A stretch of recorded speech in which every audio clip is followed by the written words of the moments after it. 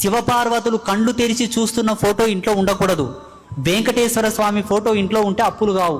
5 ఫోటోల కంటే ఎక్కువ ఫోటోలు పెట్టొద్దు. కులదేవతల యొక్క పటము గాని విగ్రహం గాని కంపల్సరీ. కులదేవతల ఫోటో లేని ఏ దేవుడు కూడా మిమ్మల్ని అనుగ్రహించడు. హనుమంతుని ఫోటో కంపల్సరీ. శివుడు కంపల్సరీ కాబట్టి శివలింగం పెట్టుకోండి. శివుని యొక్క ఫోటోలు ఇంట్లో పెట్టుకోవద్దు. శివపార్వతులు కళ్ళు తెరిచి చూస్తున్న ఫోటో ఇంట్లో ఉండకూడదు. ఒకవేళ ఫోటో ఉంటే దానికి తగిన నియమాలు మీరు పాటించాల్సి ఉంటుంది. కాబట్టి చిన్న శివలింగం. ఒకవేళ శివుని ఫోటో మీరు పెట్టుకోవాలంటే శివుడు యోగముద్రలో ఉన్న ఫోటో తెచ్చి పెట్టుకోండి. కళ్ళు సగం మూసి మూయనట్టుగా తెరిచి తెరవనట్టుగా తెరిచి ధ్యానముద్రలో ఉండేటటువంటి పరమశివుని ఫోటో తెచ్చి పెట్టుకోండి. ఇంటికి మంచిది. శివ కుటుంబ పరివార ఫోటో పెట్టుకోవచ్చు, తప్పులేదు. శ్రీ వెంకటేశ్వర స్వామి ఫోటో పెట్టుకోవాలి కంపల్సరీ.